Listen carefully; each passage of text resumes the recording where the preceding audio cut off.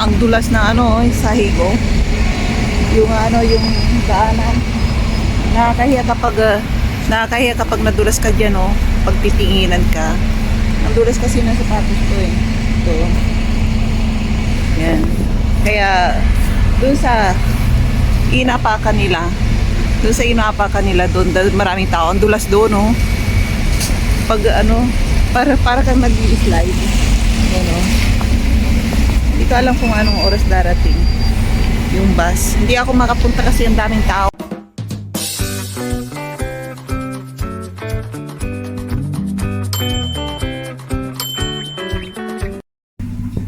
Punta tayo doon sa kabilang shopping mall. Magbabas ulit tayo sa bus 500.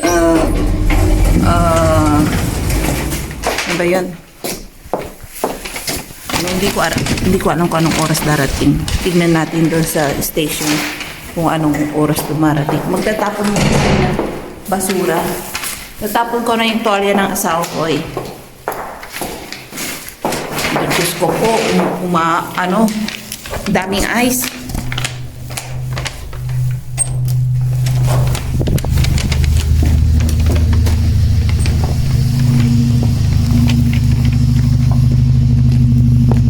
Snow pa. Saan ko kaya pwedeng itapon to? Ang dulas na sahigo. Yung daanan. Nakakahiya kapag nadulas ka diyan, pag titinginan ka. Ang dulas kasi ng sapatos ko Ito. Yan. Kaya doon sa inapakan nila, doon maraming tao. Ang dulas doon, pag para kang nag-i-slide. Hindi ko alam kung anong oras darating yung bus. Hindi ako makapunta kasi ang daming tao. Daming tao doon sa sakayan. Ayan. At maambon na naman ang snow Daming tao sa ngayon, sa bus station. Ayan. Diyan. Maghihintay tayo. Ayan, paubos na nung dumating yung bus.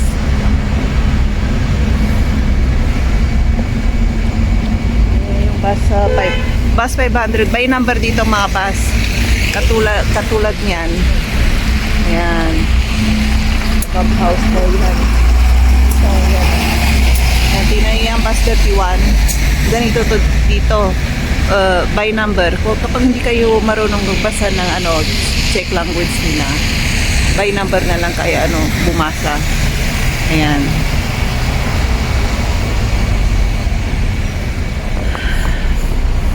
Ayan, tagal.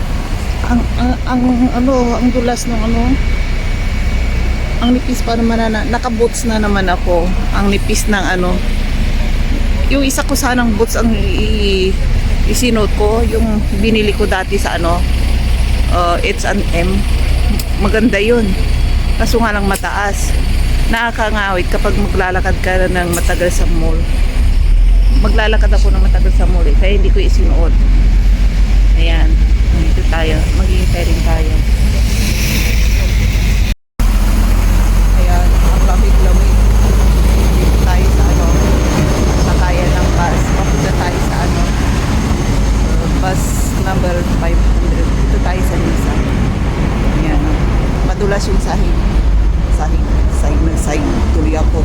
Yung inapakan ko. Kaya dahan-dahan akong maglakad.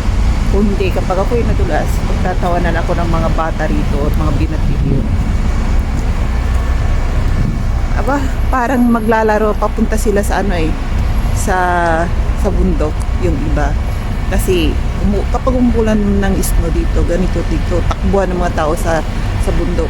Kasi maglalaro sila ng skate. Ng mga tao. Yung iba may dala-dalang skate. Ayan. Pupunta maglalaro yan sa sa bundok. At mag-i-ski sila. Ganito dito kapag umuulan ng snow. Yan, maraming tao sa bundok kasi ano eh, dun popular na galahan ng mga tao. Kumbaga tourist attraction yung bundok nila tuwing may snow kasi marami ang nag-i-ski, naglalaro magmula baby hanggang matanda. Akalayo ba ng mga 3 years old mas magaling pa sa akin. Ako hindi ako marunong eh.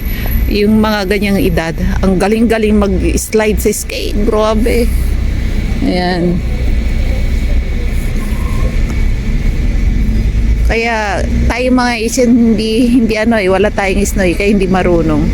Kailangan natin ng magpaturo. Yung asawa ko rin hindi rin marunong. Ayan na yung sakyan ko, yung QC Nisa. Doon tayo, baka mamadulas tayo. Tara.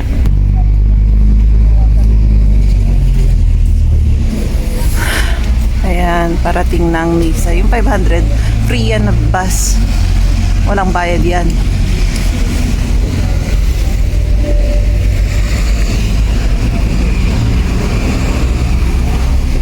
Ayan, Usi Nisa. Ayan, dito tayo.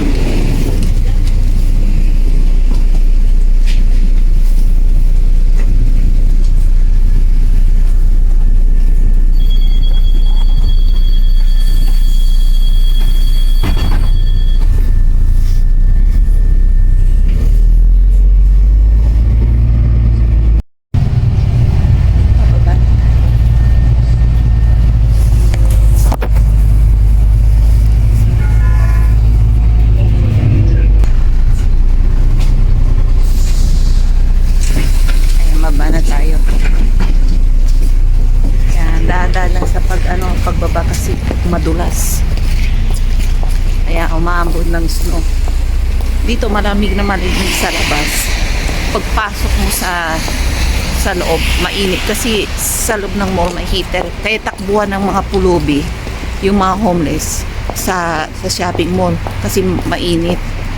Sa umaga lang yun ha. Pero kapag naditik naman ng mga security guard na homeless yung mga nakaupo doon, pinapalayas niya. Marunong eh. Parang AI. Naalam niya kung sino mga homeless. Yan. Ay mahiwagang umikot ng salamin.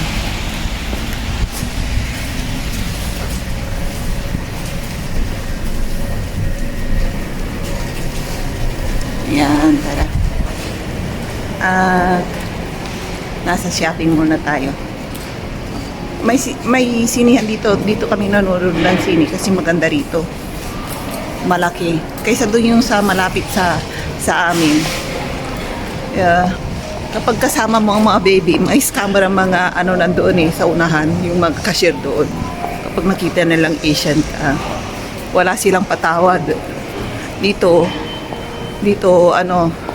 yung kaya kapag nanonood ako ng sine, kasama ko asawa ko para hindi ako ma-scam.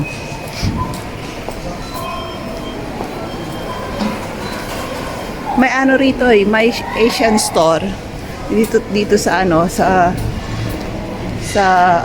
parang sarado pa. Ayan. Kasi sa loob ng supermarket may Asian store din, may mga binibinta silang mga Asian product. Tapos dito, may Taiwan na product din. Asian shop. Titinda sila ng Asian product. Ayan, ganyan lang yan. Ayan, sinarado nung cashier kasi kumakain siya, bawal pumasok. Kapag kumakain siya, patay, wow. Kaya mga ganyang style. Ayan na ayaw ko eh. Kapag may business ako, yung mga tauhan, walang pakialam kung kumita ka man o hindi. Mga ganyan. Sila ang papalubog ng business mo eh, sa mga tauhan. Active sila kapag nandiyan ka nakatingin. Pero kapag wala ka, wala silang pakialam kung may customer or hindi. Mas gusto pa nga nila yung walang customer masyado para wala silang masyadong trabaho. Ganun ang style mga workers. Kaya karamihan sa mga factory minsan nalulugi kasi dahil sa mga sa mga workers. Ayan. Kaya alam niyo na, kayong mga may-ari ng mga malalaking kumpanya or mapanood nyo man to, may-ari na maliliit na grocery store, mag-ingat kayo sa mga workers ninyo kasi ganyan ang mga style ng mga yan. Mas gugustuhin ng mga workers na mawalang customer kaysa marami. Kasi sabi nila kapag maraming customer, nakakapagod. Yung iba siguro pinapanalangin nila na walang customer sana na pumapasok. Tapos yung iba nagsusungit para hindi na bumalik yung mga customer. Ganun yung mga ganyang style ng mga workers. Ganyan yan.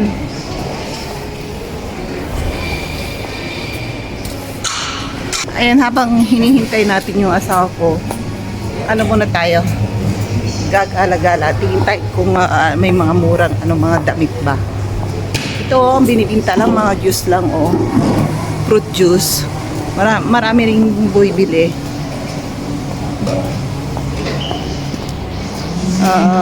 Malaki ang restaurant dito, yung fast food dito. Napakalaki. Kaysa doon sa malapit sa amin. Kaya karamihang pinupuntahan ng mga tao itong restaurant, itong shopping mall na to.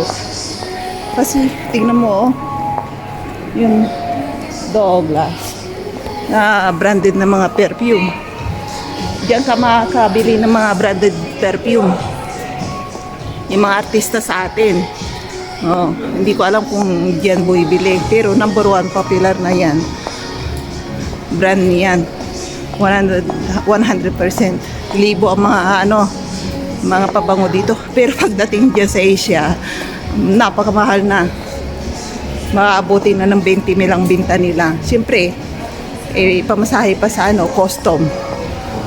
Katapos, aeroplano pa. Kasi alam ko ang mga ganyang style Kung minsan nagre-reklamo pa yung customer. Sabi niya, bumili sa akin sa Shopee minsan.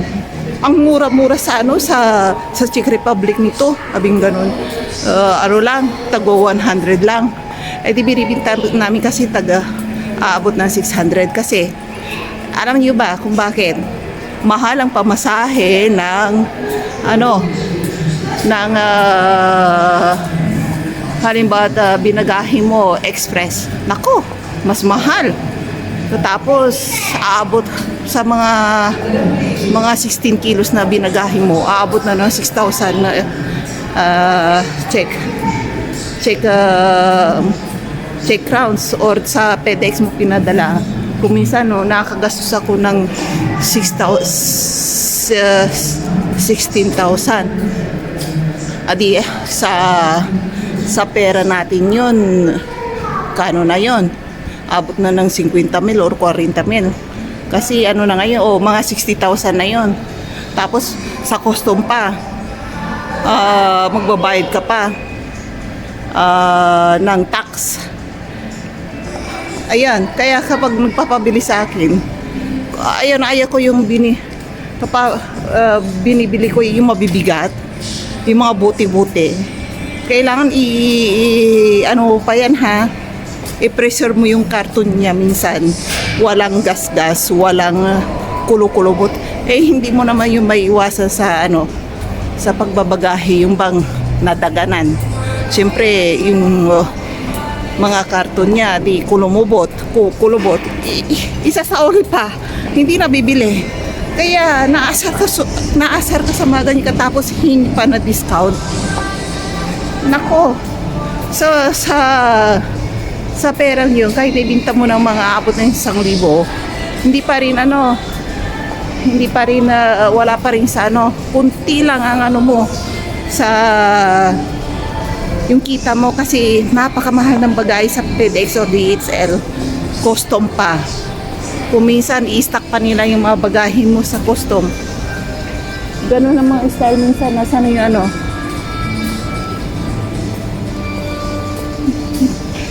Sa New York. Ano yun?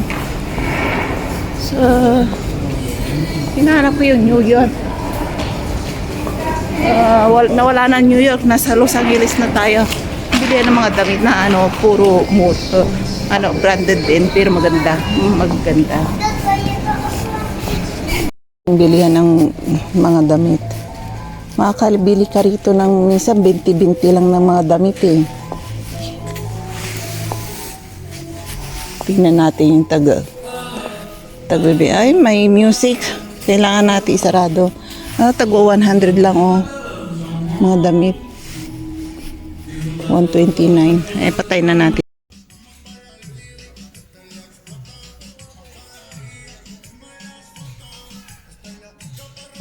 Dito tayo sa bilihan ng sa Sinsay. Medyo mura mga bilihan ng mga damit dito kasi made in China. Dami doon sa kabila sa New Yorker din. Marami rin mura. Kaso nga lang hindi ko patay. Ayan $699.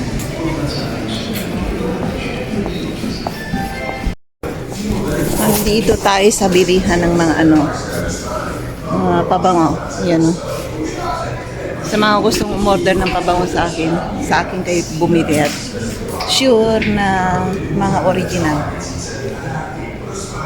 I-spray natin.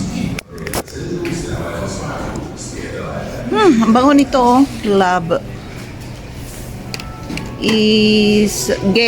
Guess na pabango to ha, guess. Ayan bango. Ayan Ayan.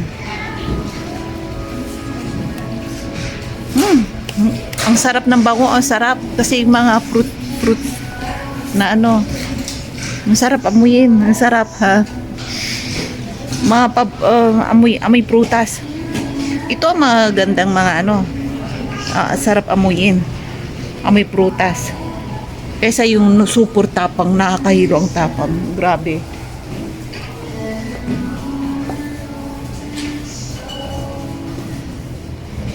Ayan. Sa akin, mga guest na pabango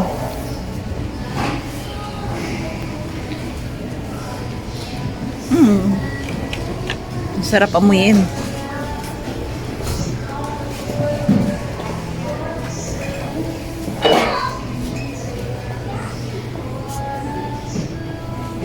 Bili ako ng deodorant, naubusan na ako. Kaso nga lang walang on sale.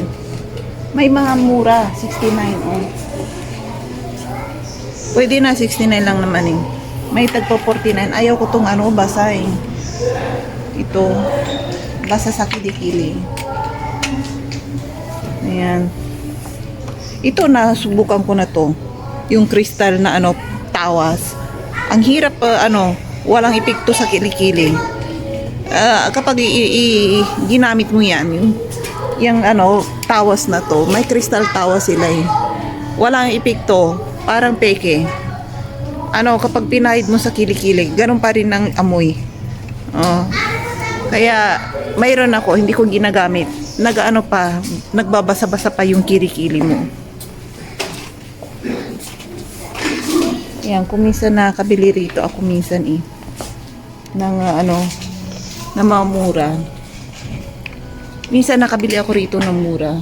Tapos naibenta ko sa Taiwan. Yan, dito tayo. Kailangan ko ng eyeglass. Medyo malabo na kasi yung paningin ko eh. Yan, tingin tayo kung ano mabibili natin. Toothpaste. Tagal naman ng asawa ko, hindi na makakalis sa work. Halos isang oras na ako naghihintay rito. Indiano talaga yun.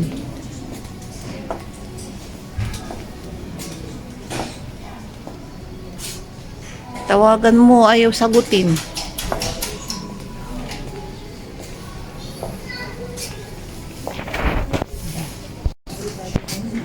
Yan. ako ng cutics. Ayan. So, ayan, maglakad-lakad tayo sa loob ng mall.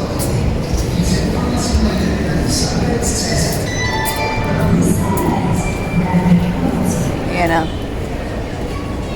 Mag-isa lang ako. Kasi yung anak ko tulog pa. Natutulog kasi madaling araw na. Almost 2 weeks hindi siya pumasok sa school.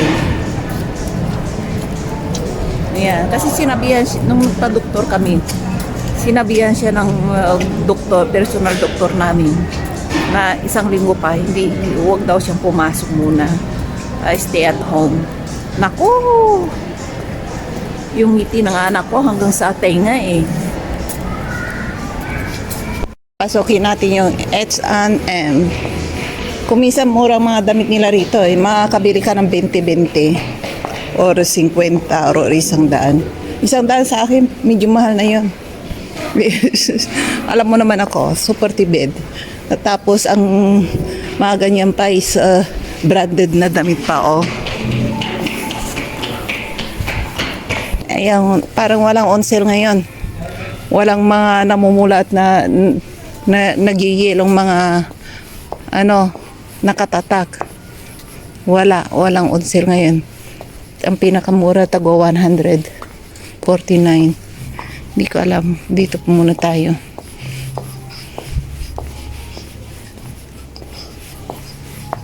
Mura pala 70%. 70% discount. Ayan.